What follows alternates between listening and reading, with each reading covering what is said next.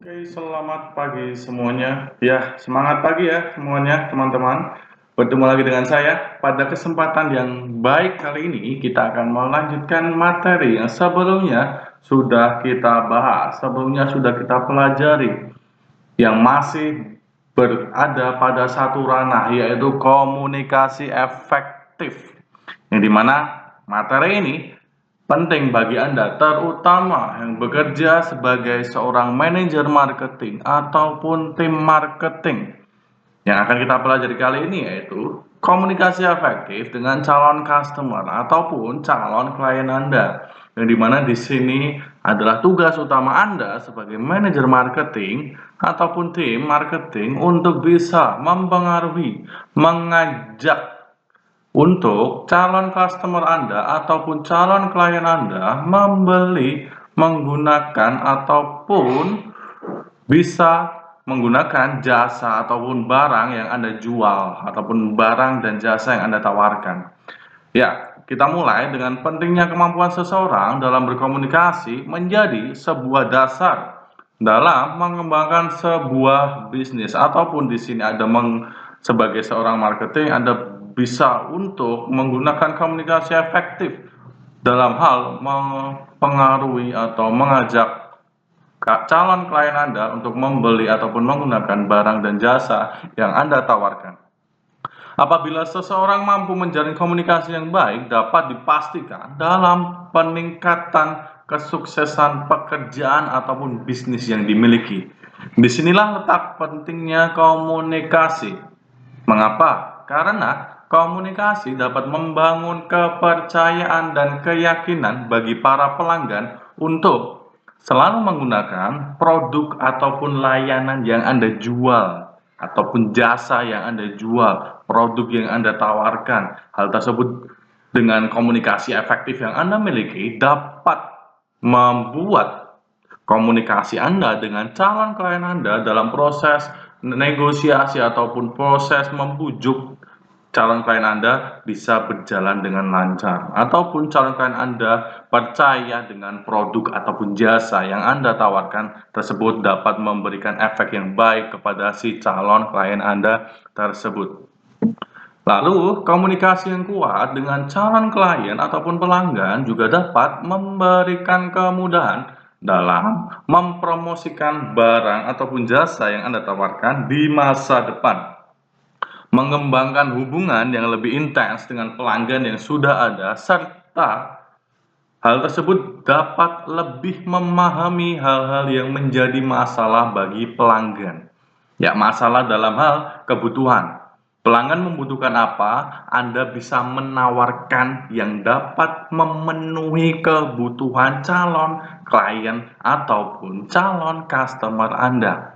Dalam menjalin komunikasi dengan para pelanggan, terdapat beberapa cara yang perlu diperhatikan. Cara yang pertama yaitu memberikan kesan baik pada pelanggan. Kesan pertama merupakan suatu hal yang pertama kali diperhatikan oleh pelanggan. Mengapa demikian? Kesan tersebut dapat diperlihatkan dengan senyuman yang tulus, pakaian yang sopan, berjabat tangan dengan hangat, lalu ketepatan waktu janji, bahasa tubuh yang terbuka, jujur, dan terstruktur saat berbicara. Oleh karena itu, dari kesan pertama ini akan menentukan apakah pelanggan akan kembali datang atau tidak. Ya, ini perlu diperhatikan. Kesan pertama itu sangat mempengaruhi Anda. Jadi, jangan sampai Anda memberikan kesan pertama yang kurang baik terhadap calon pelanggan ataupun calon klien Anda. Untuk meminimalisir rasa tidak percaya calon klien Anda kepada Anda. Kesan yang baik mampu menumbuhkan hal yang baik di kemudian hari. Lalu yang kedua, menebar senyuman dan menjalin komunikasi dengan ramah. Selain dengan memberikan sapaan terlebih dahulu, memberikan senyuman juga dapat membuat kesan ramah dan nyaman untuk berkomunikasi. Gunakan bahasa yang ramah, halus, dan sopan, terutama ketika menjelaskan produk ataupun jasa yang Anda tawarkan ataupun Anda jual. Jadi pastikan saat bertemu dengan calon klien Anda wajib memiliki mood yang baik ya. Jadi jangan sampai mood Anda yang buruk dapat mempengaruhi proses komunikasi Anda dengan calon klien Anda. Hal tersebut untuk memperbesar kemungkinan akan kepercayaan pada produk ataupun jasa yang Anda tawarkan serta Anda jual kepada calon klien Anda. Jadi, Anda wajib untuk bisa memberikan sapaan terlebih dahulu, lalu memberikan senyuman serta juga dapat memberikan kesan ramah dan nyaman untuk berkomunikasi. Yang ketiga, kita akan bicara terkait membangun komunikasi personal dengan pelanggan. Penting untuk diperhatikan dalam etika berkomunikasi lebih personal dengan para pelanggan ataupun calon klien Anda. Selain menyebut mereka dengan sebatas panggilan seperti Pak atau Bu, akan lebih baik jika menjalin komunikasi dengan menyebut nama pelanggan sebagai bentuk penghormatan yang lebih personal ataupun lebih pribadi.